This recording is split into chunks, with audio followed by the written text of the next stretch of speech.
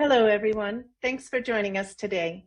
I'm Dee Dee Laugesen, Executive Secretary for the Committee on the Present Danger China. We appreciate your interest in our weekly webinars in which we expose and analyze the Chinese Communist Party's unrestricted warfare against America and the help being provided to the CCP on waging that warfare by captured U.S. elites. We encourage you to visit presentdangerchina.org for information on new programs, access to videos of our past webinars, and tons of other very valuable content. Our moderator today is Frank Gaffney.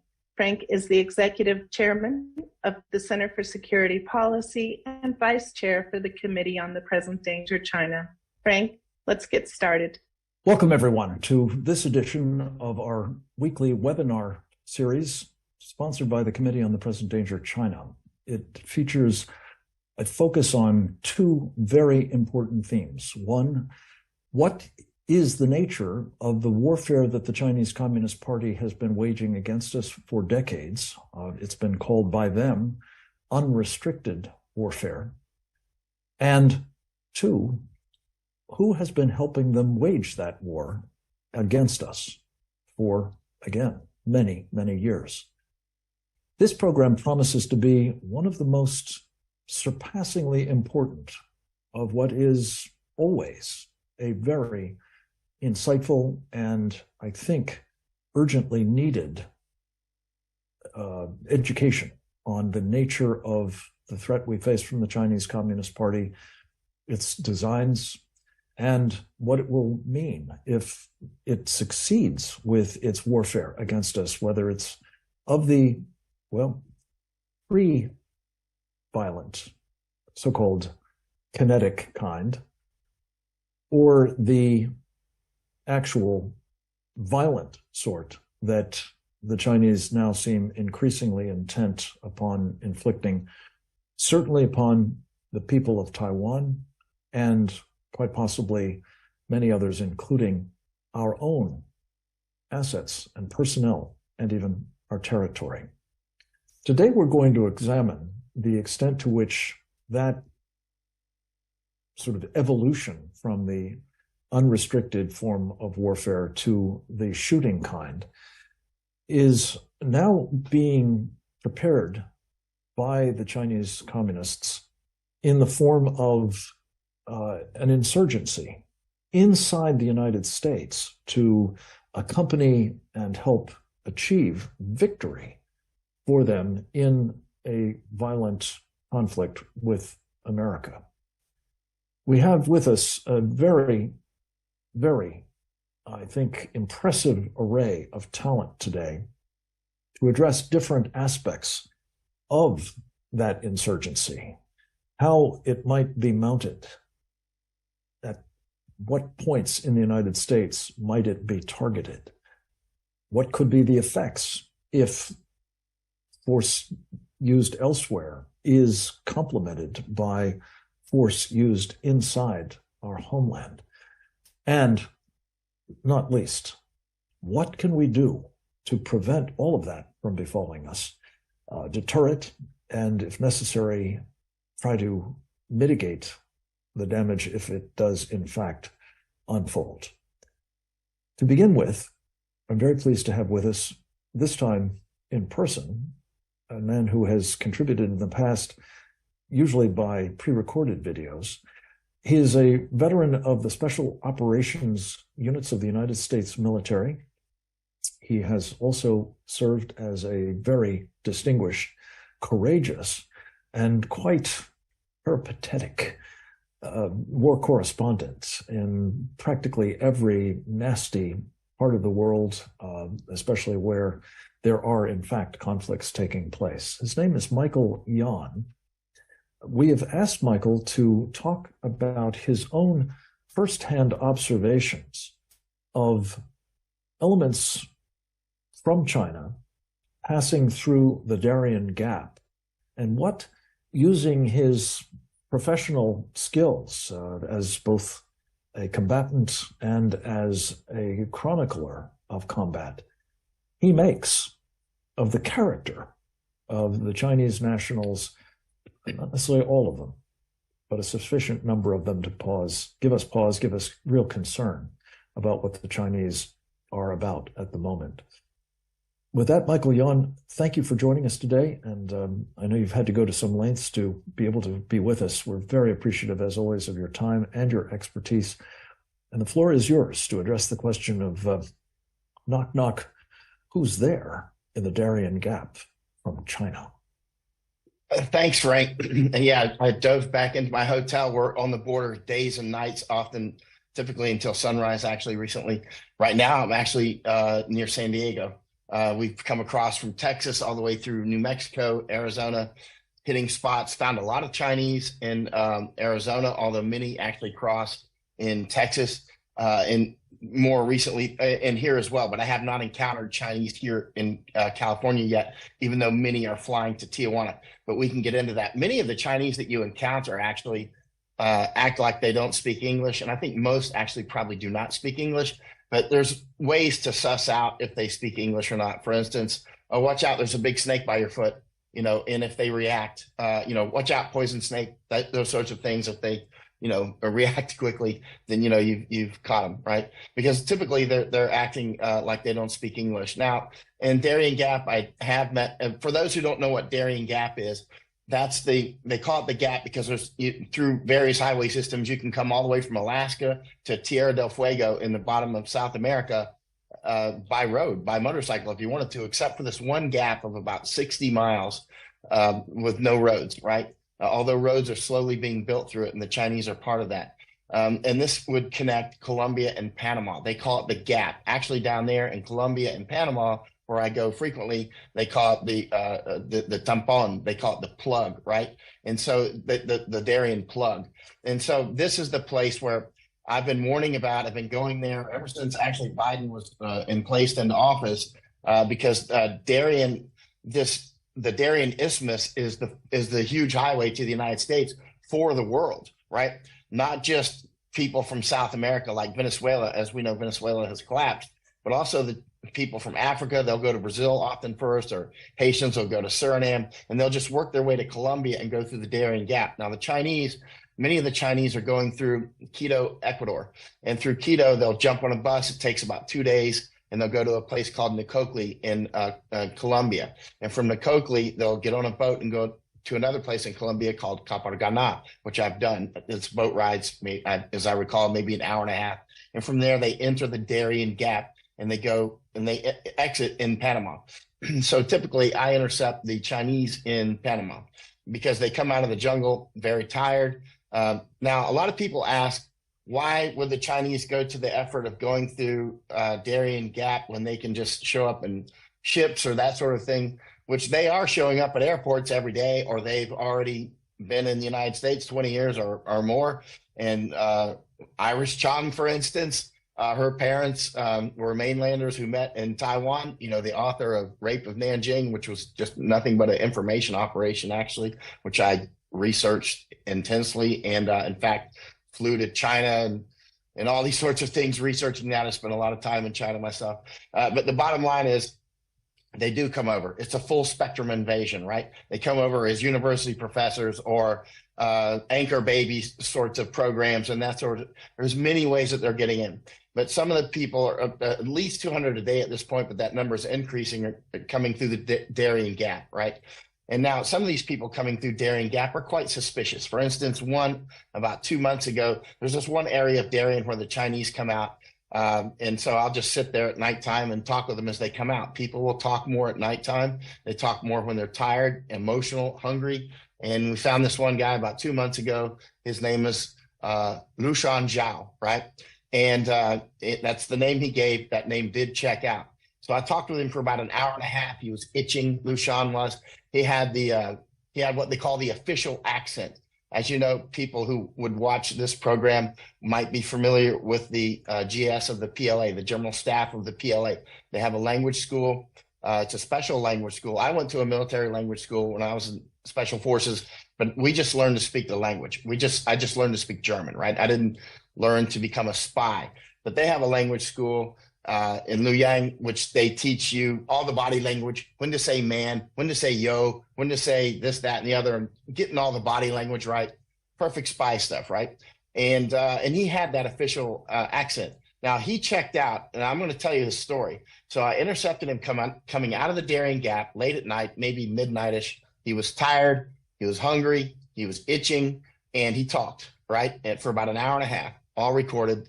He said that he was, he knew exactly how to say yo and all these sorts of things, right when to throw it in. Now, some people who've heard the audio say he does not have an accent. He clearly has an accent. It's just very good.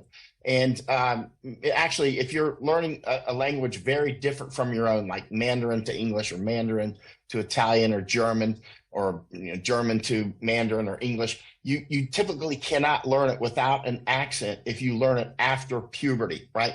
You need to learn that. Typically, you need to learn that language before puberty, unless you're like a superstar language learner, right? And so there's a workaround around that, and that's where these special language schools come in to teach you how to cover up for your accent.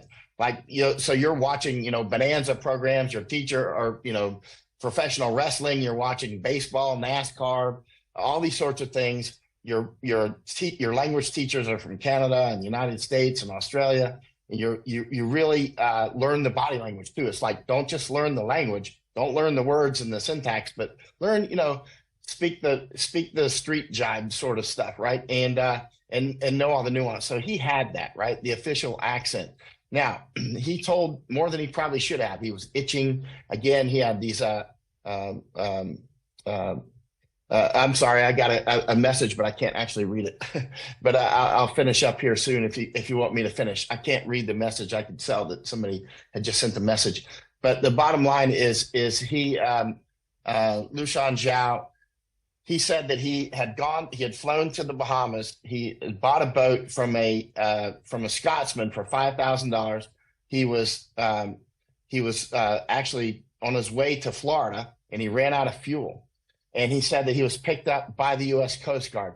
Now, this confirmed. The Coast Guard did pick him up on March 8th. He was adrift at sea. The U.S. government, he said, deported him over to the Bahamas, where the Bahamas were actually deporting. The U.S. Coast Guard sent him to the Bahamas. The Bahamas was deporting him back to China, and his stopover flight was in Cuba. He changed his flight to Quito, Ecuador, and from there he took the boat ride and came to. Then I found him coming through the Darien Gap. A lot of the story is checked out. I'll skip some of the details, but the bottom line is, he clearly looks like a paramilitary coming through, right? And there are a lot of guys like this coming through. But usually they will not admit to speaking English on the level that he did. You have to use watch out for that snake trick and that sort of thing. Anyway, I can go on for hours, Frank, so you'll have to tell me when to press pause. Well, this is a good point in which to press pause, if we can, Michael. We'll ask you to stay with us for questions, if you would.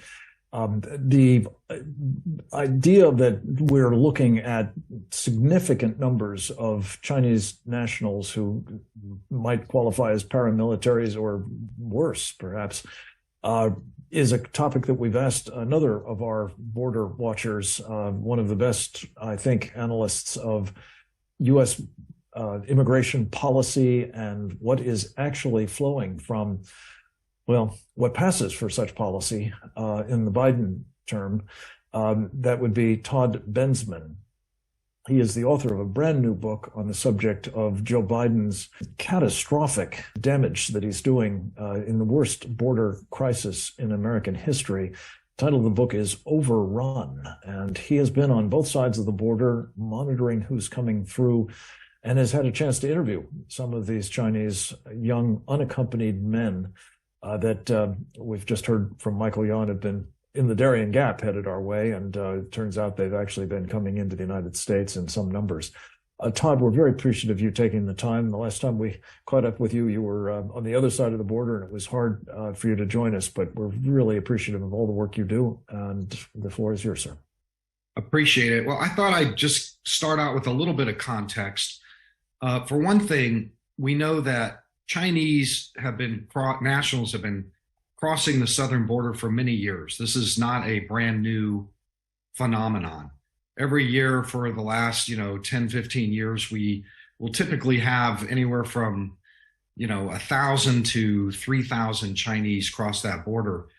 I would say that the intelligence community regards that most of these are going to be probably economic migrants, but there is obviously a recognized, espionage infiltration threat here as well, because, why not? So we should keep in mind that the Chinese who are coming over now, I think, are in far larger numbers than we've had in the last 10 or 15 years on an annual basis. One thing that I'd like to bring up about about this threat issue, the espionage threat issue, which would always precede kind of a kinetic war threat issue as well, because you got to have your intel on the front end first, is that the Chinese government, the PLA, has always had an interest and great success at infiltrating spies into this country, not just over the border, but through the F1 and J1 visa programs. These are the student and cultural exchange visas. When Trump was in office, he mounted a really aggressive campaign to root out Chinese spies who had infiltrated places like Berkeley and MIT and all of our most cutting edge academic research institutes, where they were just thieving openly for years and years and years, taking our kind of dual purpose, dual use, cutting edge research that could be used for military purposes and getting it to the CHICOM, to the Chinese government. I want to say that we had, by the time Biden entered office, the Trump administration, the DOJ, had probably prosecuted 3 or 4 dozen of these spies. And in the course of those prosecutions, they scattered like cockroaches when the light went on in the basement, kind of a thing. And they started fleeing left and right. And the result of that was what's called, it was a federal regulation, a proposed regulation called, it was 2020-20845. Very important regulation proposed in September 2020 that would have put pretty tough restrictions on the amount of time that these spies or scholars could be at a research institute without having to go in for a face-to-face interview with ICE officers who are trained to root out spies, to do eye-to-eye and to provide biometrics. Whereas in the past, all of this was given to the research institutes that were not very skeptical. Let's just say that they're not skeptical about who they were letting into their academic institutions and their labs. That proposed regulation, it was called Establishing a Fixed Time Period of Admissions and Extension to Stay Procedure for Non-Immigrant Academic Students and Exchange Visitors, would have just absolutely cut the legs out from under the Chinese espionage establishment in this way. It was almost, they were a week or two away from approval in July 2021 when the Joe Biden administration killed the whole thing and returned everything to the way it was.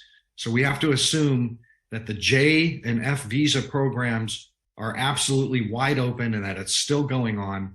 The administration even dropped charges against 5 of those spies with no explanation at all, just dropped the charges just ahead of a state visit to Beijing, the first presidential state visit, kind of like a sop.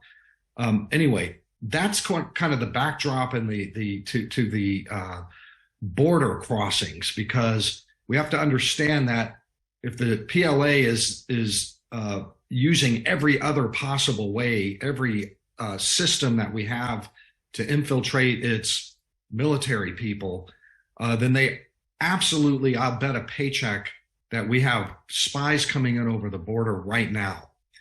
I wanted to just point out before my time is up that Michael mentioned the Darien Gap. That is definitely a way that they're crossing through.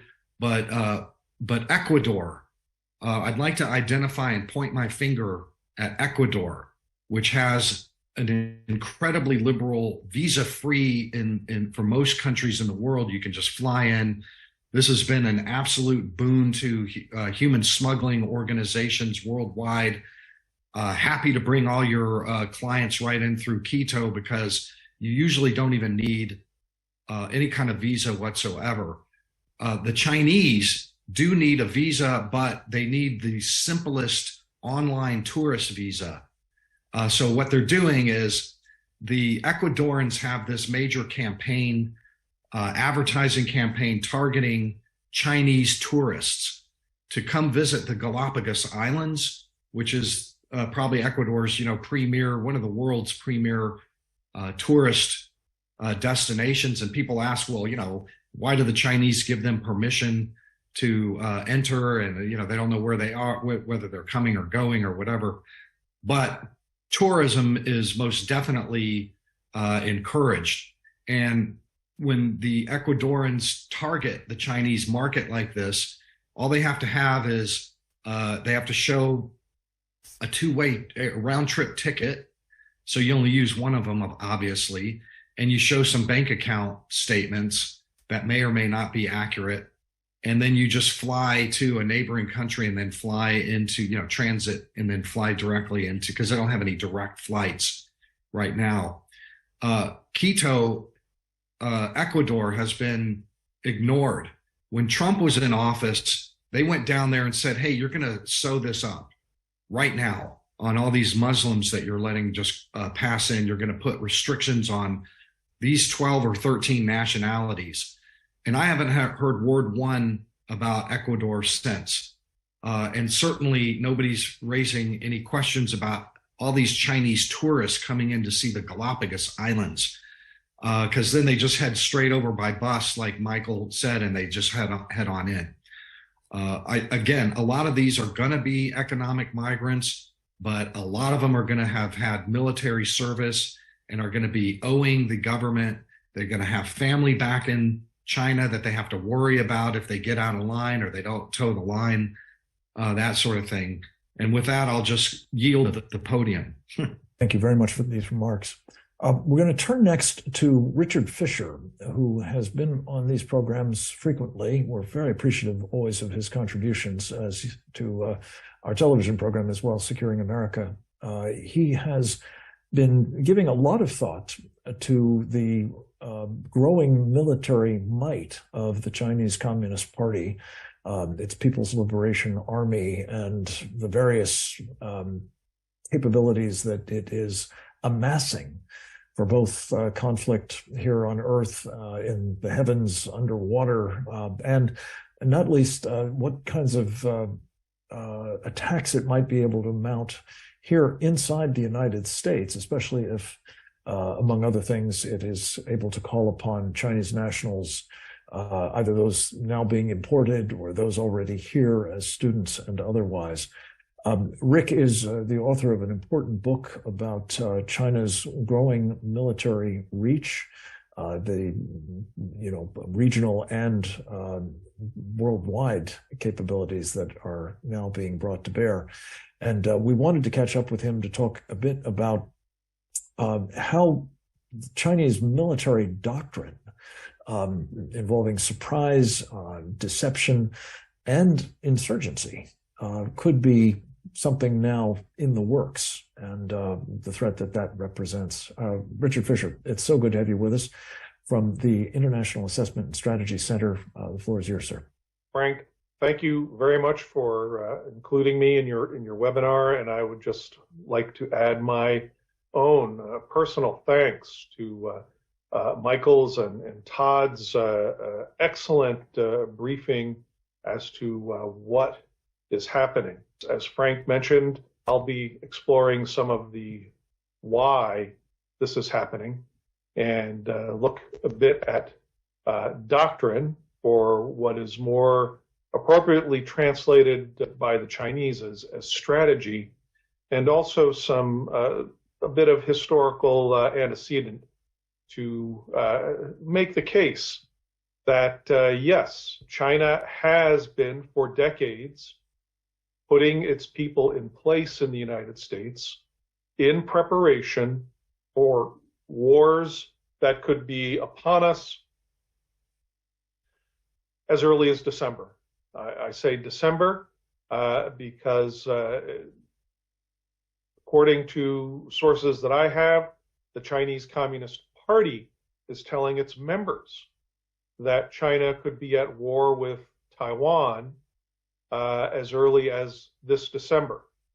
Of course, the Chinese Communist Party would want to have this message relayed. It would want to create fear in Taiwan, fear in Washington, and promote concessions by Taiwanese and by Americans as it builds up and basically has the capability to mount a credible blockade and even invasion of the island democracy of Taiwan.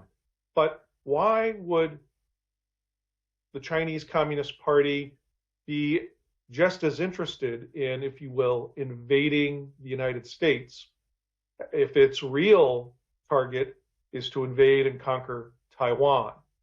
Well, first, we should consider that China would want to hide such a strategy for as long as possible.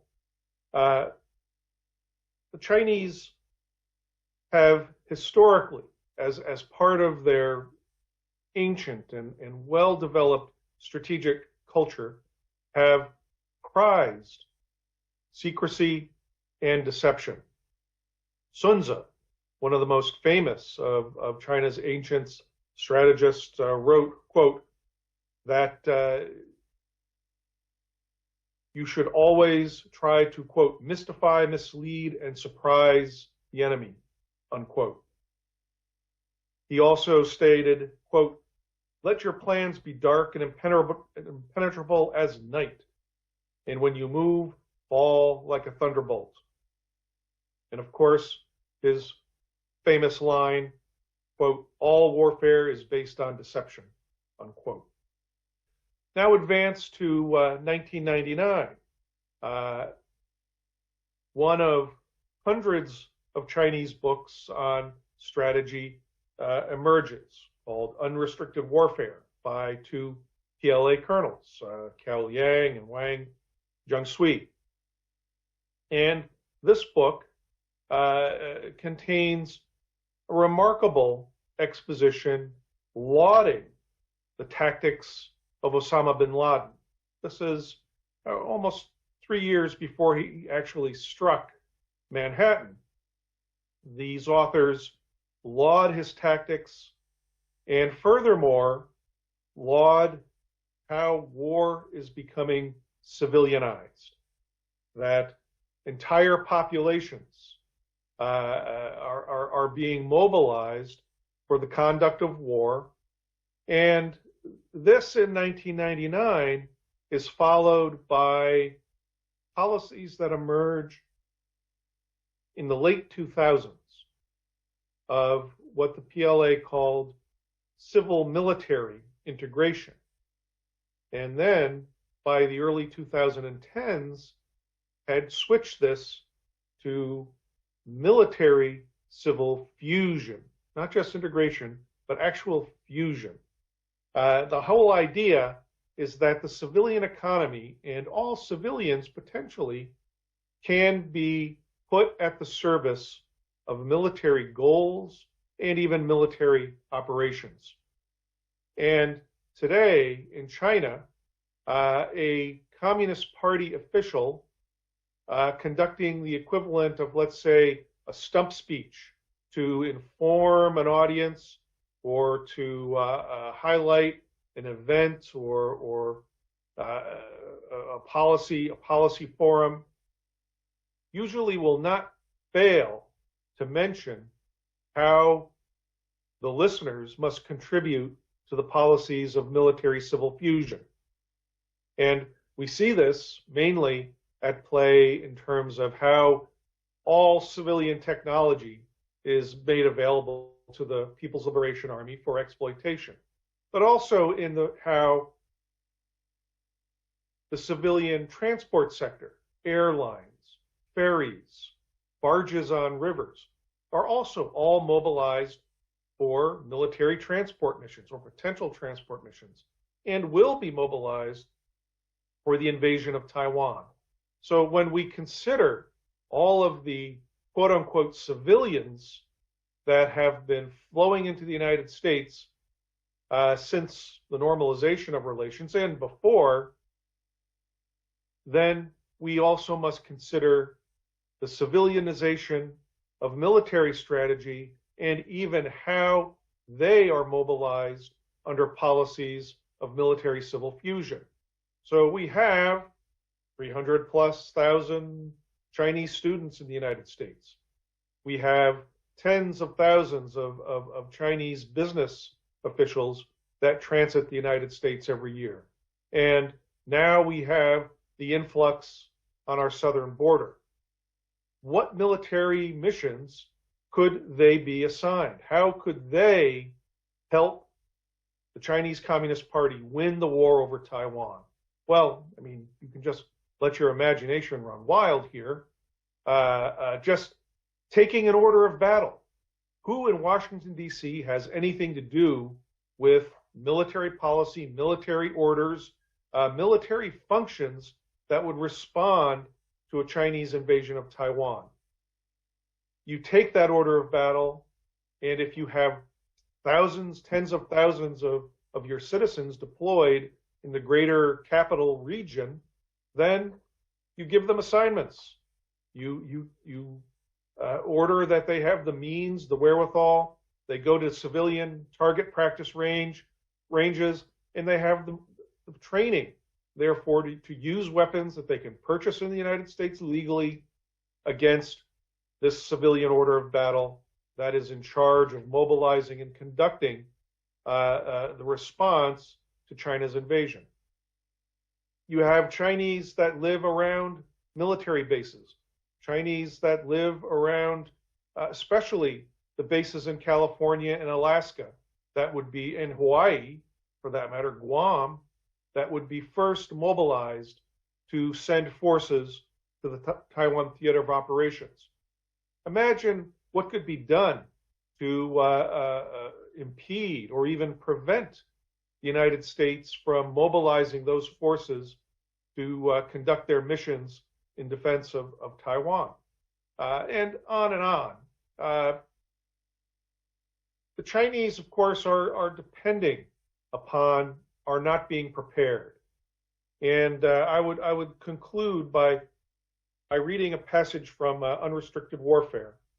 Even though the United States bears the brunt, quote, of being faced with the threat of this type of non-military war, terrorism, and has been the injured party time after time, yet what is surprising is that such a large nation unexpectedly does not have a unified strategy of command structure to deal with this threat. What makes one even more so wonder whether to laugh or cry is that unexpectedly they have 49 departments and offices responsible for anti-terrorist activities, but there is very little coordination and cooperation amongst them.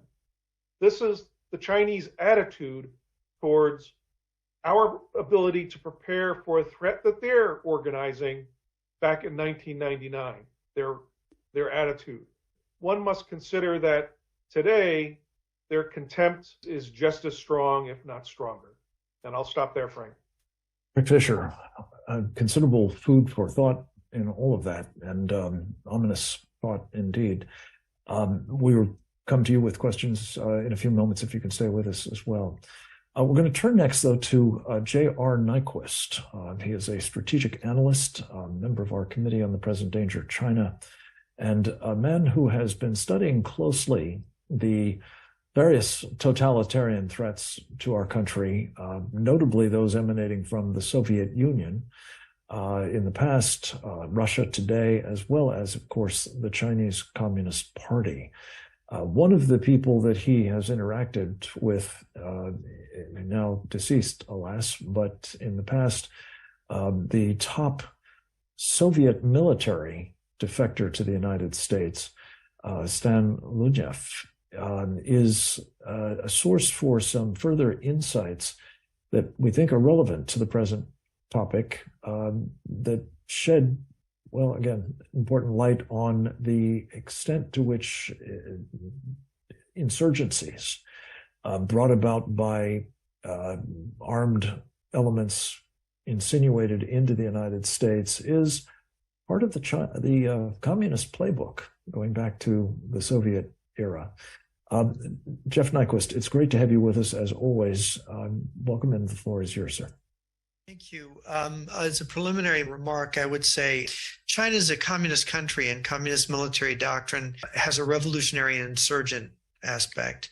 And as it appears in Soviet and Chinese military writings, it asserts the necessity of occupying the enemy's territory. This is very important. Now, I got to know Colonel Stanislav Lunev. I did work with him. He spoke fluent Mandarin. He'd worked in China. It's important to understand. He defected in March of 1992. And among the things he had was important information about the developing military and intelligence coordination between Russia and China, not just under the Soviet Union, but under the new Russian Federation that had taken shape after at the very end of 1991. Here's what Lunev had to say about Chinese strategic plans. He said, in 1991, the Chinese and Russian intelligence services signed a treaty to share all intelligence on the United States and to coordinate all their intelligence operations. There was a 1992 post-Soviet plan of invasion in a projected future war with the United States, where China would acquire the lower 48 states and Russia would get Alaska and parts of Canada. This invasion plan, Lunev often spoke of as involving the pre-war infiltration of the United States by special troops and cadres and agents, and the construction of hidden weapons caches, uniforms, and other supplies. He even testified before Congress about Russia's methodology for choosing sites for hiding nuclear weapons in the United States, which would be deployed in the months preceding a war. He said chemical and biological weapons would also be smuggled into the United States and used. He also told me something interesting. He said that they would attempt to make these forces appear like they might be Arab terrorists or might be the actions of another country, not Russia, maybe not even China. So you wanted to create the maximum confusion. And he often said that the operational model for this invasion of the United States was inspired by Hitler's 1940 invasion of Norway. And in that invasion, Norway is not connected directly to Germany by land. So Germany had to do an oversea, a cross-water invasion of Norway to take it. And so Lunev would discuss the various elements of this invasion that really fascinated Russian planners and would obviously be on the mind of Chinese planners. First, they had control of the defense minister of Norway. Vidkun Quisling was a Nazi sympathizer. And so the defense of Norway was in the hands of a German agent, in essence. Quisling was able to disrupt or sabotage aspects of Norway's defense as this infiltration invasion was beginning. Lunev said that the Chinese would aim to acquire such Quislings in the U.S. administration and in various U.S. agencies to help facilitate their infiltration. The leading edge of German troops in the invasion of Norway would enter as civilian tourists. And so we've had a discussion about Chinese entering. You have, China and America, like Norway and Germany before 1940, were trading partners. There's a lot of ships going back and forth. There's traffic. There's people going back and forth. And what the Germans did is that they had secretly planted arms caches with uniforms and everything in Norway in the event of a future war, so that German soldiers could enter as tourists from Sweden or wherever, and they could just go put on those uniforms at a given time, take those weapons, and they could seize airfields, they could assassinate key officials, they could hit power stations, and they could grab port facilities to help enable the invasion of the country as an infiltration invasion. This would facilitate, German plane loads of troops coming into airfields and feel safe to be able to land. The main invasion force, the largest number of German troops, of course, were going to arrive by merchant ship along with their heavy equipment. And so since German merchant ships were accustomed to just coming into Norwegian ports and offloading, these ships would be filled with German troops, and they were, and with heavy weapons, so that all they needed to do was secure the ports with their advanced troops. The idea of the advanced commando troops was, Lunev called it the Brandenburg Regiment concept. The Brandenburg Regiment was controlled by German military intelligence, just like the Spetsnaz troops of Russia and China are controlled by their military intelligence. The attack would be calculated to paralyze the government, to spread confusion, fear, and demoralization, and to assure the rapid collapse of the defense, which is what happened in Norway. It was quite well done in 1940. And the Russians envisioned this future invasion of America as Mexico playing a very vital role in this. Lunev would often say that the Zimmermann telegraph, which was a German diplomat who said, hey, maybe Mexico could be our ally, that it was ahead of its time, but it was the right idea, that Mexico could be an infiltration route and an ally, that this was something that had to be developed also clandestinely. Now, what's interesting is that we do have evidence, and people can debate about it, along the lines, testimony and evidence for Chinese preparations along these lines that Lunev spoke of. This evidence uncovered in Mexico has been presented by an American journalist named Scott Gulbranson in a book titled The Silent Invasion, which was published a little over 20 years ago. Gulbranson, with his Mexican sources, found the following items: smuggling of arms and ammunition by China through the port of Ensenada, which they were managing at the time. Testimony on the presence of Chinese, Russian, and Cuban special forces troops training at secret locations in Mexico's northern deserts. He had testimony from a Tijuana policeman who supplied these troops with food. And that Tijuana policeman was assassinated. Later in his book, he describes how this man was killed. And then the smuggling of arms and ammunition across the U.S. border to create actual arms caches and uniform caches in the United States. And there he went to witnesses, actual officers of the U.S. Border Patrol and others, who gave him information about how smuggling worked and how the corruption of border officials facilitated the movement of drugs, but also the movement of Chinese arms. And Lunev had always said that the movement of the weapons of mass destruction prior to the invasion would follow the routes of narcotics trafficking, which was integrated into communist strategy. And of course, you go to Joe Douglas's book, Red Cocaine, about communist involvement in cocaine trafficking in the Western Hemisphere, and how Cuba and China and Russia have been involved in this.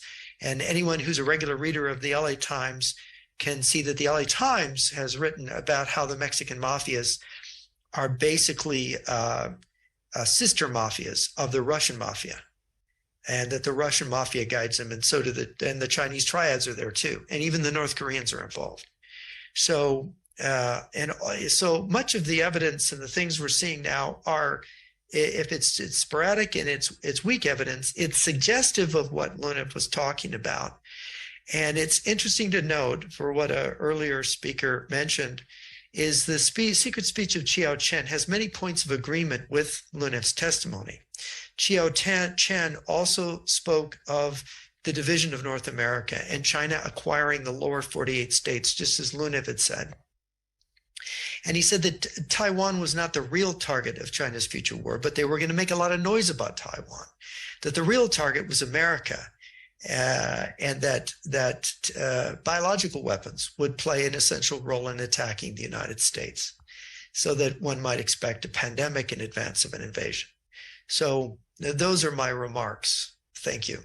Jeff, fascinating and again, very alarming historical antecedents, as well as insights into that playbook, which, as you say, as a communist enterprise, the CCP is almost assuredly following, maybe an eerily level of adherence, for that matter.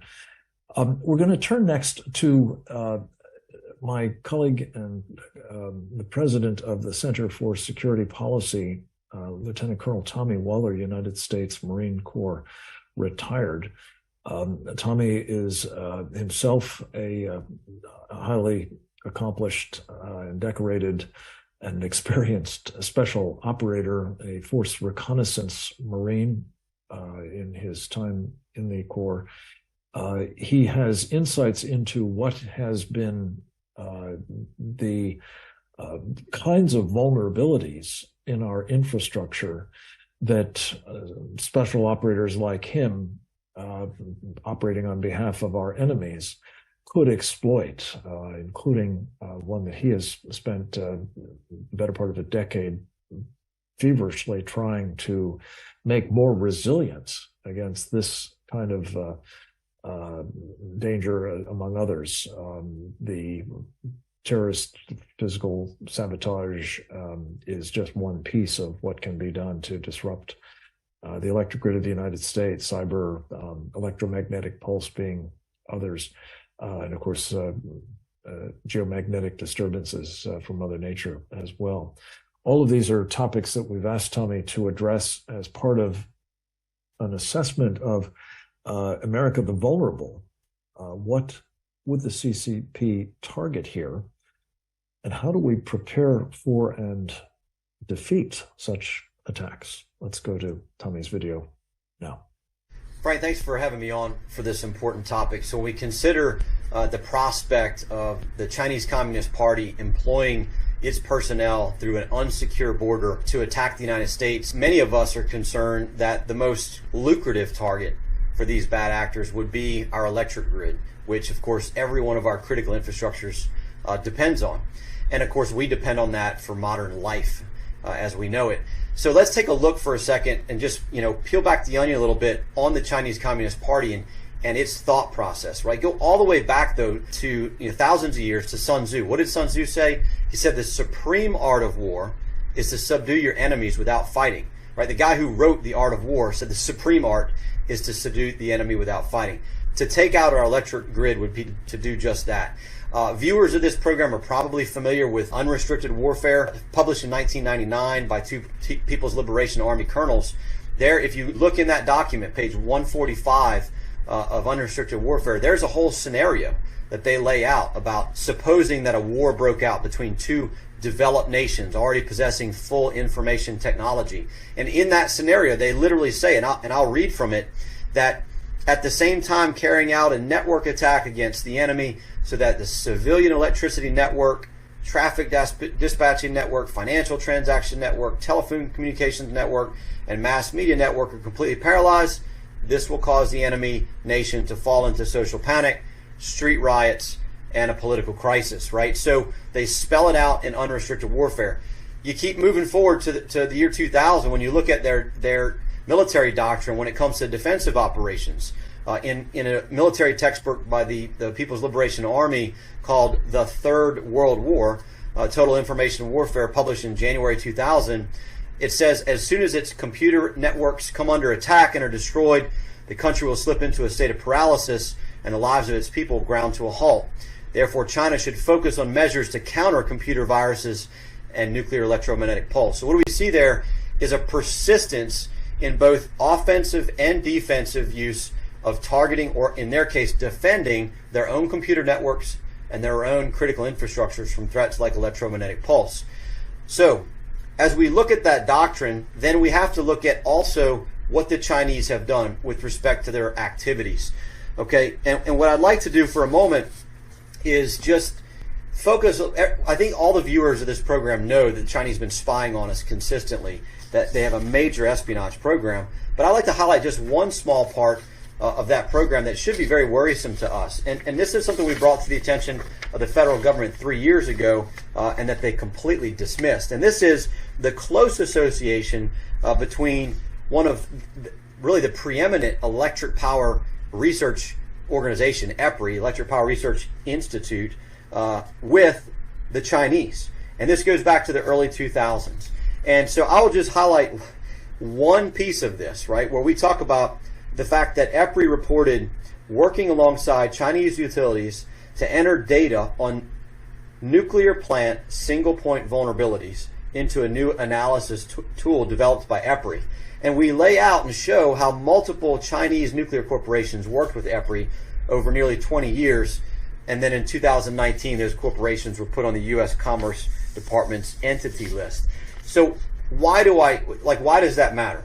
Well, if we take a look at the single most valuable and potentially catastrophic area of influence in our electric grid, the nuclear power industry, and we think about how much we'd want to protect that, we can see right now that the industry nor the government has protected it. And when we brought this to the attention of FERC, they dismissed it.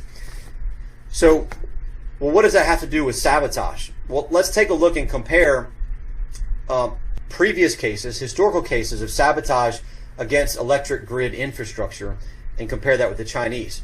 So in Mexico, 2013, you had the Knights Templar.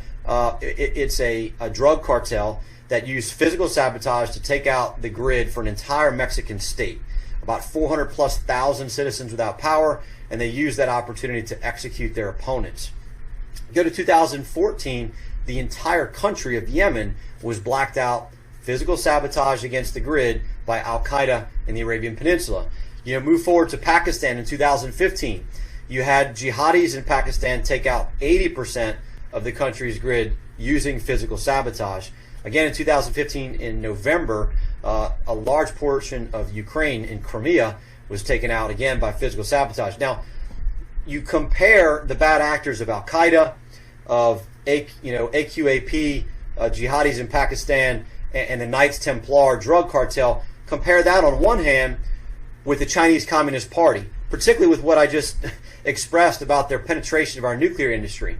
Why does that matter? Well, it matters because we know, based on attacks that took place in this country against our grid infrastructure, particularly one in 2013, April 2013, the Metcalf PG&E substation outside of San Jose, California was attacked. We still don't know who carried out the professional attack.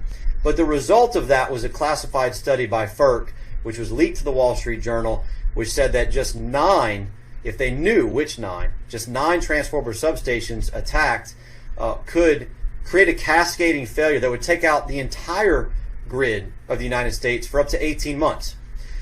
Based on what we know of the Chinese Communist Party and its diligence in both espionage, in cyber penetration, in its human intelligence gathering, we have to assume that the Chinese Communist Party knows which 9 of those substations to attack.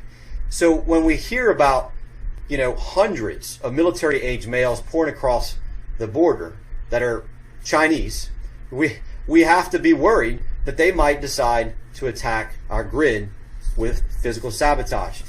So that begs the question, are we ready for that, right? How well is our grid protected? I would encourage viewers just to drive down the road and look. Just look at the substations supporting your community. You probably will see when you drive down the highway that there'll be a barrier that prevents sound from getting to the neighborhoods from that highway, but you'll go right past those barriers and you'll see an electric substation with maybe a chain link fence to protect it, right? This is something that we've complained to the U.S. federal government about. We've lodged formal complaints. We did so back in 2020.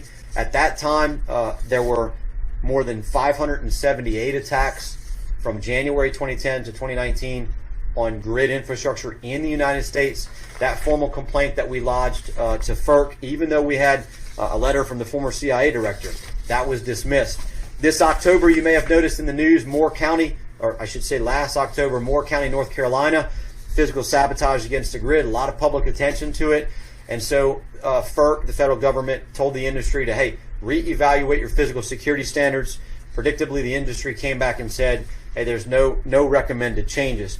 We just lodged a formal petition with FERC for them to reevaluate the physical security standards. We expect that this is going to be dismissed. The reason I shared this history with you is, as of last October, there were 919 attacks on the grid. Since January 2010 to, it was September actually, of 2022, 919 attacks. That doesn't even count October in Moore County. That's a frequency of more than one per week. And yet I can promise you right now that on their own, the federal government and the electric power industry writ large is not going to fix the problem. They've had plenty of time to do it. So what does that mean? We've got to work this from the bottom up. It's something that states should absolutely work. Texas is working it now. Maybe on a future webinar we can talk about what's happened in Texas with respect to legislation there. But really, ultimately, what it comes down to is individual resilience and preparedness, bringing back the civil defense mindset within our population, making sure that people could be ready to live for a little bit of time with a no-notice power outage. That's exactly what people in Moore County had. No notice. Not like a hurricane. Lights just go out, right? And if we're talking about the Chinese Communist Party, we know that they know how to turn the lights off for a long time. And so we've got to be prepared for that. So thank you for having me on to talk about this important topic. And we just need to do what we can to make sure we're prepared to deal with what seems to be really an impending crisis that the Chinese could create for us by taking down our grid. Colonel Waller, you know whereof you speak. This is, again, further evidence of the complexity and gravity of the danger that we're facing. And I appreciate you finding the time to give us those comments by recorded video. We're going to turn finally to a man who we often rely upon as the cleanup batter in these programs. His name is Brian Kennedy. He is the chairman of our Committee on the Present Danger of China, a very highly regarded strategist and public policy intellectual. He has, among other things, run the highly regarded Claremont Institute, and these days it's with the American Strategy Group. We're delighted to have him with us always, and especially to take on the task of helping walk through, if you would, Brian, what it's going to take, if we can, at this late date, still deter the Chinese Communist Party from engaging in these kinds of threats to us inside our country. And as Colonel Waller was speaking to in a sort of microcosmic example, the grid, failing that, what must we be about right now to try to minimize the damage that they can cause? Thank you for joining us, Brian. Over to you. Well, thank you, Frank, and thank you for organizing this. This is, I think, one of the very best panels we've ever had, myself excluded, but you've done a wonderful job of finding the most important people to talk about this important subject. I'm reminded of my colleague, Angelo Codevilla, passed away last year. Angelo, who was a proponent of national missile defense and fixing our intelligence community and getting America back on track when it comes to the common sense of the things that we're up against, he'd often say that America is no longer a serious nation. We're not serious because we look at the things that are happening in this country and we don't do anything about them. Here we are against communist China, and we're not prepared for the war we're in. I would say, Frank, it's not about deterring communist China. We're past that.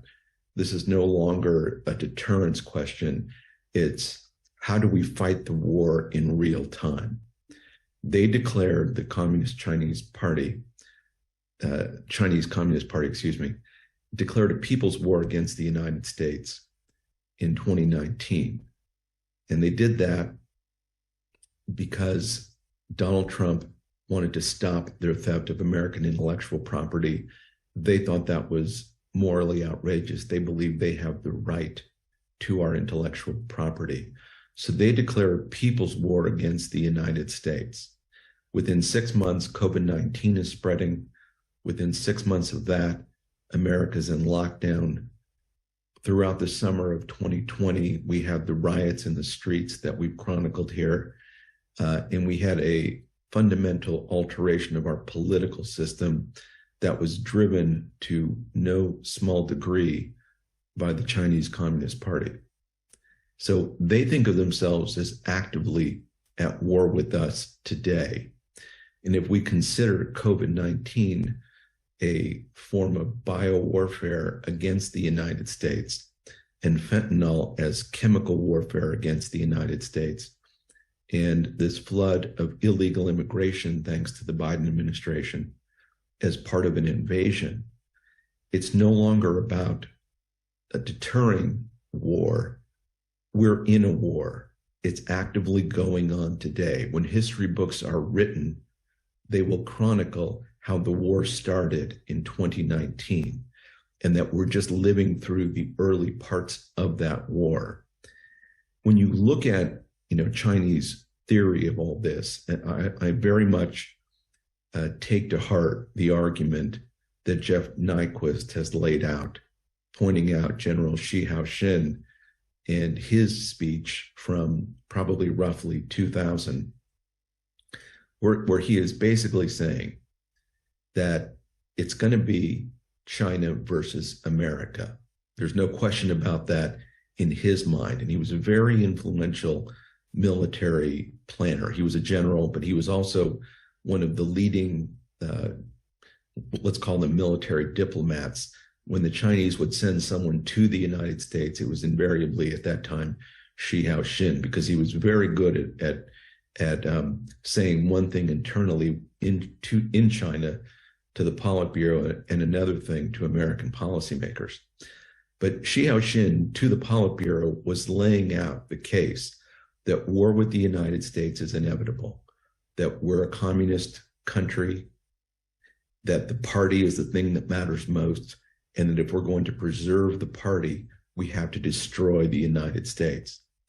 And we also have, because of that, a desire, and he's here quoting Chairman Mao, that Chairman Mao pointed out that it would be much easier to maintain control of the Chinese Communist Party if, in fact, the Chinese people could spread to the United States. And so to the extent that we could occupy the United States, it will be much easier to control our communist experiment in totalitarianism. So whether it was him back then saying it and what we're living through today, you see a continuity of Chinese thought. They think of themselves at war with us. They believe that they can take down the United States. They believe that it is perhaps necessary to take down the United States first before they go after Taiwan. Because if they can take down the United States now, they won't have to have armed conflict with Taiwan. And he even speculates, General Shi Haoxin, that you may have to kill through biowarfare 100 or 200 million Americans. But if war is going to happen anyway, so be it. That's a very serious way of thinking of the world that our side should have taken seriously. We don't take that seriously today. Today, we have a ruling class, in the words of Codevilla. We have a ruling class that believes in immigration. It believes even in illegal immigration. Because anything to lower, costs, labor costs in our society, they somehow think is a good thing. They no longer believe in what it really means to be an American citizen. And so they're not willing to stop an invasion on the border. They're not willing to tolerate an America first president like Donald Trump. And they're putting us in a position today where we are subservient to communist China. Today, we have an administration that is not serious about our national defense. They're not serious about engaging in war with communist China to stop everything that is going on today, whether it's COVID-19 or even fentanyl. What are we doing to stop that? 100,000 Americans will die from that this year or more. What are we doing to stop that? One could humbly argue nothing. And again, until we're prepared to take seriously that war is happening in this country, this is not an abstraction. This is real. And to pick up on something that Tommy Waller said, the thing that matters the most today is individual resilience. You may not be able to change our politics, but you can prepare for war. You can make sure your family is provided for. You can have extra food. You can have generators. You can have, guns and ammo and be prepared to defend yourself and your family and your community. And you can make it very costly for communist China or Russia if they should ever come to the United States to try to take us by force. Make it very costly for them, because we, the United States, are going to remain a free people no matter what. Thank you, Frank. Brian, thank you. Uplifting note, very much needed at the moment, I think. We do have time for some questions, I believe, and questions that just draw out from what you've already shared a little bit more clarity, if it's possible, on the numbers as well as the character of the individuals coming through. I think Michael used the term paramilitary. You talked, Todd, about espionage assets. There is a number that I've heard bounced around. I'm not sure its provenance. It might be one of you, it might not be. You may agree with it, you may not. But if we could get some clarity on it, and that is that there may be as many as 5,000 individuals who meet more or less the following characteristics. They're unaccompanied fighting age Chinese national men who have been moving through the Darien or other parts of the transit up to the border and across in groups wearing more or less identical kit, that is to say backpacks and canteens and the like. And that the numbers may be on the order of something like 5 battalions worth, or 5,000 of them in recent months alone. And again, I'm not sure that we have enough precision on any of these numbers to say for certain whether that's roughly right, off by a factor of 10 either way, or whatever else we can shed light on. But to the extent that it's kind of foundational to this particular conversation, setting aside for the moment, we'll get to some of the other Chinese nationals who may be contributing to the threat internal to the United States at the moment. But could either of you shed further light on whether this is a seemingly accurate way of depicting what we're now seeing a lot of in terms of these Chinese men and their other attributes? It would be hard to imagine that there's fewer than 5,000, although I don't know that to be true. But seeing what I see here on the ground, either coming across the borders as they actually emerge into the United States, or the inputs that I'm seeing down and through Darien Gap, and also just various other things that I study constantly. For instance, many of the Chinese, they do not come through the Darien Gap. They have other inputs. They go to Cancun first, and they'll go to these package tours, right? So they, like Todd mentioned on Galapagos, they'll do the same in Cancun, and they meet their snakeheads there. Snakehead is a term that is the Chinese term for coyote, right? So they meet their snakeheads in Cancun or Mexico City or in Tapachula. Tapachula, of course, is that southernmost city in Mexico. It's sort of like their El Paso. It's from the Guatemala border. Todd Bensman's been there. I've been there. It's a huge clearinghouse. But again, a lot of them come through in different ways. For instance, some are coming through the northern border. We don't know those numbers. It's a big border as well. And so how are they getting in? Many different ways. How many are here? Who knows? I mean, nobody would know, actually, because keep in mind, the southern border of the United States has thousands of crossings, and I'm not exaggerating. I mean, I'm down there all the time. I'm either watching it from the Mexican side, watching it from our side, or I'm watching inputs down in, different places. Let's talk about, just real quick, Hong Kong. As you know, I was in Hong Kong quite a bit with Gordon Chang and others. And I was there for 7 months until they took me to the airplane and close the door and kick me out, right? One of the ways that Hong Kong was taken was preparatory acts of weaponized migration. Weaponized migration doesn't necessarily mean you just come in with rifles, right? It can mean you just come in with numbers. And so they took over the schools. They were, the CCP, the Chinese Communist Party, was sending in somewhere between 100 to 150 mainlanders for years, every day, right? So every day they would just come in, take more apartments, take more jobs, get jobs in the school, start teaching Mandarin instead of Cantonese, start getting important bureaucratic jobs, affecting the elections, of course, and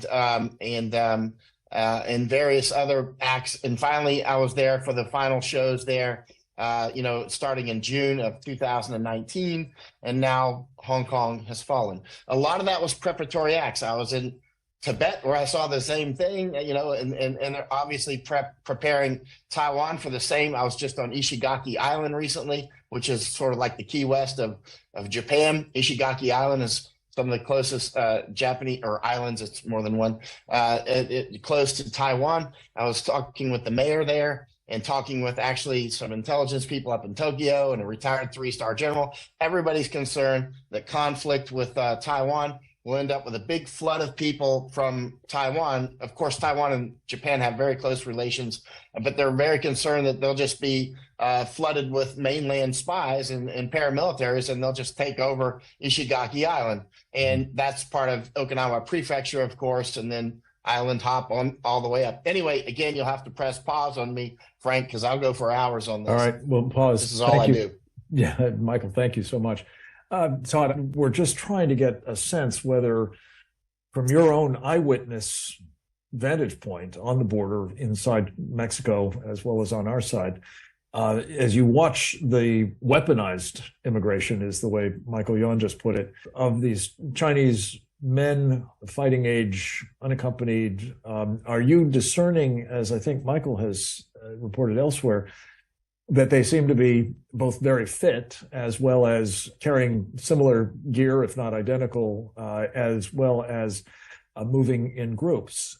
Did that characterize what the 100 or so that seem to be coming across most days look like? And are they, as you see it, rising to a level that might amount to something on the order of 5,000 of these folks inside the United States at this point? That would be the equivalent of 5 battalions if they were, in fact, military units configured like ours. Well, what I've noticed is that the Chinese that I've met are young. So, by definition, when you're young, you're going to typically be pretty fit. And especially if you've been on the trail for a while through the Darien, you're going to lose a few pounds. But in any case, they do tend to be young, but also it's difficult to interview them. When I've tried to interview them, I think I sent you some video. If you look at the video of me trying to interview them, a lot of them, like Michael said, they either don't know English or they're pretending not to know English. And I think Michael or Chuck Holton, somebody actually brought some interpreters with them one time. We really need to just kind of be able to interview them, and not on one of those apps, they're terrible. But even if, what I think would happen is that even if you could interview them, they appear to be very well coached. And, like I said before, Chinese have been coming in for many years over the border. And the thing that, when I was working in intelligence in Texas, we were always very concerned about the Chinese coming in back then, and there was intelligence reporting about them, a lot of intelligence reporting about them. The story was always that they just wouldn't talk. They were coached. They would never talk about who brought them in, how they got in, why they're coming, what they're fleeing. Well, they would say what they're fleeing. It would always be Falun Gong. They were Falun Gong. They were Christians. They had the same story. So they were coached. They were always just very coached. And also they were being brought in those days by organized crime, Chinese organized crime. They call them snakeheads. And those organized crime groups would have them under threat if you talk about us, if you say anything about us, we'll kill your family in your home village, that sort of thing. So there was some of that. And I do believe that there was a lot of labor exploitation going on in those days as well. But by and large, like I said, they are going to be young, fit, military aged. Certainly, there are going to be spies among them. I would bet anything that there are spies at the very least coming in over that southern border, and we'll find out about it eventually when we suss them out. Or they suss us out, as the case may be. Todd, thank you again. We appreciate you sticking around. I did want to ask Rick Fisher. You heard, I think, Jeff Nyquist talking about the history of, communists from the Soviet era through Russia, as well as, I think further reinforcing points you've made about China. Rick, does the fact that whether it's in Norway with the Germans or whether it's the Stanislav Lunev revelations, in any way prompt you to rethink your position, or does it simply reinforce the warnings that you've offered that baked into, Chinese doctrine, set aside the communist history or the totalitarian history more generally? This is what we have to expect if in fact, as Brian talked about, the Chi Hao-Chen and company are right, that we're the main enemy and they're coming for us from outside as well as inside the country. 70 years of infiltration, compromise, espionage, trying to undermine the government of Taiwan in every which way they can.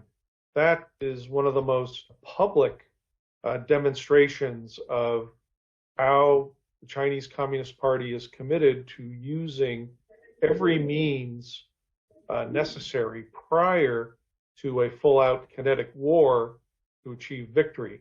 And I would bet good money that this same process has been underway in Japan for generations, South Korea for generations. The relationship between anti-American groups in Okinawa and China is already known to be close. Of course, the Chinese would be very active in trying to turn the indigenous population in Okinawa against the major Japanese and American military bases there, because they will be decisive in whether an actual invasion of Taiwan, full-up conventional invasion, is going to be impeded, slowed down, or even stopped. So what I've been hearing from your guests, Frank, only serves to confirm that indeed, as Brian very clearly stated, the United States is under invasion, as are our allies, especially our allies in Asia. And we need a civil defense mentality, we need a civil defense culture, and we need civil defense leadership. As Brian and others have pointed out, we need individual responsibility to be taken, as well as looking for a more comprehensive government-enabled and assisted civil defense, I think it's fair to say. Let me ask you, Jeff, as one of our guests, we had, by the way, a really prodigious outpouring of very thoughtful questions and comments from our audience, for which we're very grateful. One that I had not heard of, and I don't know whether you've got any insights into this, whether it's true or whether it's what might well be in the works, but one of our guests questioned a reported disappearance of 30,000 tons of ammonium nitrate on a train being shipped inside the United States, gone missing, according to this questioner. I wonder whether, given the problems we've been having with trains, given problems we've been having with explosions, notably in food-related industrial operations across the country, whether this is a portent of things to come, whether it's something that might be evidence of how an insurgency could be supplied, in addition to whatever is being brought across the border. Do you have any insights into this story, or what it suggests could be afoot in our country? Yeah, diversionary operations in conjunction with invasion or major political operations are natural. The defector literature has other indications. The GRU defector Vladimir Rezin, who writes under the name Viktor Suvorov, wrote a book called Spetsnaz, in which he has a chapter on Spetsnaz's Third World War. And he talks about something called the Overture, which is the period before the communist bloc goes into all-out kinetic warfare. And in this period, there would be terrorist attacks against the United States and its allies, mass terrorist attacks that would not appear to have any connection to the communists. For example, Arab Lunev once said to me along these lines, if you ever hear that Arab terrorists have attacked an American city with a nuclear weapon, don't believe it. He said, the attack will be my people. It will be Spetsnaz doing it. I think that it's safe to say that that these things are well worked out. Shockingly, in Suvorov's book, which was written in 1987, he talked about elaborate Russian preparations to make a double of the United States vice president, that they always maintained a Russian who spoke perfect, flawless English, who looked exactly like him. And they would make a video presentation, and a team of their agents would drill into our cable connections under New York, and he would appear on all the news, on everybody's TV set, this fake vice president, saying that there was a coup underway, that the president had been killed, that he was now the effective president, and for the U.S. military to stand down and await for clarification of the situation. So that this kind of operation that you have, that they would disguise an attack on the United States as a military coup, for example, or a series of domestic terrorist attacks or uprising or beginning of a civil war or Arab terrorist attack. You see, they have it in their mind to have a very powerful diversionary operation to confuse everybody about what's really going on. Brian Kennedy, lastly, let me ask you, you've spoken, I think, appropriately, and it's certainly the thrust of so many of our programs in this webinar series, and I never can get this to quite turn up properly, but the book, The Indictment, which we've drawn heavily upon these webinars to inform, makes clear we are at war with the Chinese Communist Party, or more to the point, it is at war with us, and it has been going on at the unrestricted level, now the People's War, and it seems perhaps momentarily to move into this next violent phase. At the same time, the Biden administration is encouraging the belief that there's a new rapprochement that is in the offing with the Chinese, that I think the president said that silly balloon is now behind us, and we are going to reopen the hotline, and there's all kinds of opportunities for collaborative efforts on trade and the like. You've indicated that they're not serious.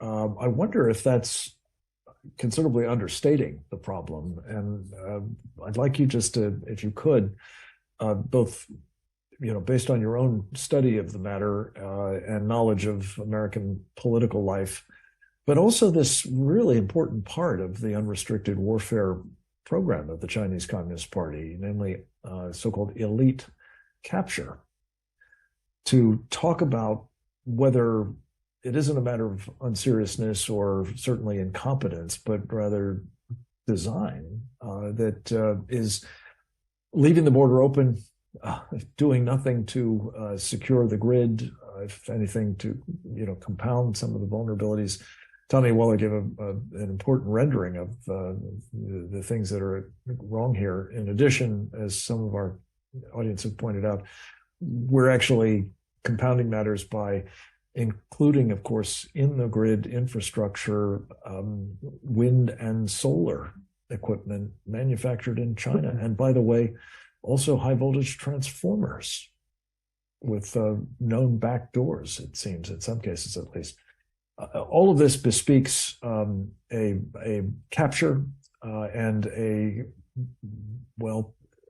enabling of the threat we are facing from the Chinese Communist Party, making all the more urgent the kind of efforts that you've talked about in terms of self-reliance and preparation for what may be in the offing, not relying on our government. But could you speak through, your various insights about what is going on here that may be considerably different than just not being serious? Yes, Frank. Well, my first insight would be people need to buy your new book, The Indictment, because I do think it lays out a lot of these things in detail. And I was sharing it with some friends recently, and they really enjoyed both the size of it, the tone of it, and how useful it was inside the book, because we have some links to various webinars that we've done and a real explanation in detail. This is not just, talking about the problem, but it's also laying it all out for people to really understand. When we talk about people not being serious, that's in part because we don't want to, really put on them this idea that they're being traitorous or treasonous, or that they're acting so much in against the national interest that they've gone over to the other side. Sometimes that's happened in American society. I don't know if that's true with the Biden administration. So let me state that clearly. And I state it clearly because we don't have a free country today. We have to watch what we say, don't we? Because people are going to listen to this and they're going to take certain things from it. And so we can't speak freely in America anymore because this country of ours is being lost to a political establishment that doesn't believe still today in the Constitution and freedom of speech. That alone should be a chilling thing for all Americans. And when you combine that with the fact that the Biden administration has embraced this globalist worldview and against all evidence is embracing communist China as a potential partner of ours, that it defies logic, it defies common sense. Americans look at that and they don't quite understand what is going on. I would say when it comes to the seriousness of where we are today, where is the Congress? Where are the US senators taking this seriously? Congressman Gallagher and his China committee needs to take up the things we talked about today seriously, as if they're in the middle of a war. And I think he's a good man, and I believe he will do so. And we need to help him every way we can. Where are the Republican senators or the Democrat senators who are willing to embrace this idea that we are at war and they will do something about it? The American people need to wake up and to tell their elected representatives that this has to stop. And until we take that seriously, Frank, I think our politics, the kind of perceptions that are out there are so confused. There's so much gaslighting going on. The media is so irresponsible. The lack of real journalism is so profound that Americans, as I said in my remarks and others have alluded to as well as you, Frank, Americans need to take responsibility themselves for learning about this, to be responsible for the well-being of their families, and to treat this as if, in fact, we're in a war that has to be dealt with on a daily basis. Don't need to overreact, but need to take it seriously as if your life depended on it. Brian, thank you. Indeed, all of our lives depend upon it. If we've taken nothing else away from this conversation, and so many of the others that have preceded it, it is that this is deadly serious business. We are up against the greatest existential threat to freedom in the nation's history, bar none. I personally believe, let me just say I'm speaking for myself, but I personally believe that we are dealing with a government under Joe Biden that is compromised extensively and captured, for that matter, by the Chinese Communist Party, and is, as a result, not reliable in terms of doing what we have laid out here at a minimum is needed to contend with the possibility of open insurgent operations inside America. That may well be in prospect. I think the evidence of that, both what we're seeing at the border, coming across it, what doctrinally is spelled out, what is happening on the ground, as best we can discern it, is all evidence that this cannot be ignored further. And those who are in elective office representing us nominally must, as Brian has just said, take these topics, take these developments, take these insights seriously. And I would just add to your very kind comments about the indictment. As important as anything that's in it are the 20 actionable steps that we think need to be taken. And I hope that this audience and those who will be watching this program in the days to come will, in fact, look at those as the kinds of things that they insist that their elected representatives do on behalf of all of us, as the hour is late and the need is great and growing. I wanted to say in closing, thank you to each of our superb presenters.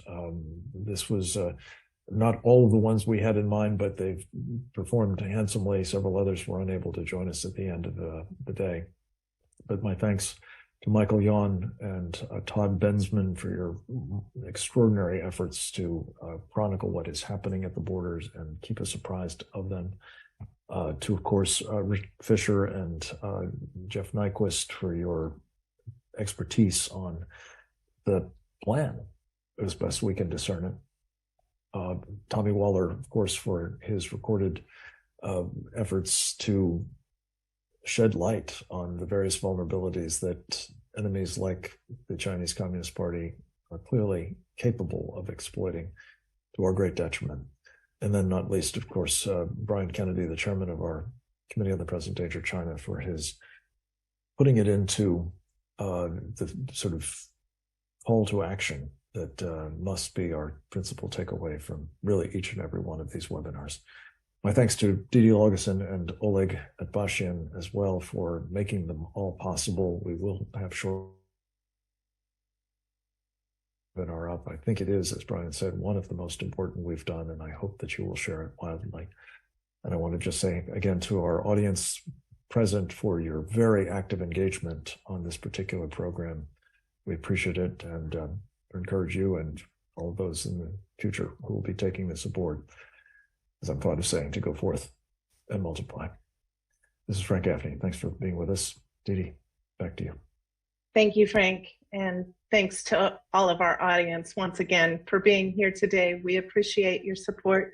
A video of this webinar will post to presentdangerchina.org within a day of the conclusion of our program. Please share this and our other programs with your elected representatives, colleagues, and other networks. And join us again next week for our next installment of our Committee on the Present Danger China webinar series on the CCP's unrestricted warfare against America and the free world, and how the USA is betrayed by CCP captured elites. Thanks for joining us today, and goodbye.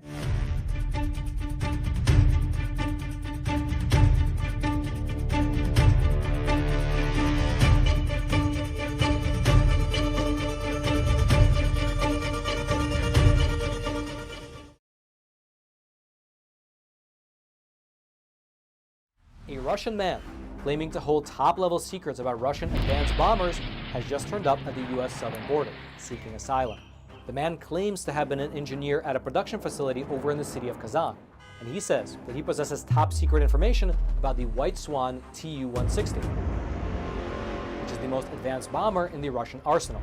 US border officials, they interviewed the man, and they determined that his story was in fact credible and eventually passed him off to the FBI, who are still in the process of interrogating him right now. However, analysts have pointed out that the fact that the story was even leaked to the public is an indication that perhaps the American government is encouraging other Russians who also hold top-level secrets to also escape to America.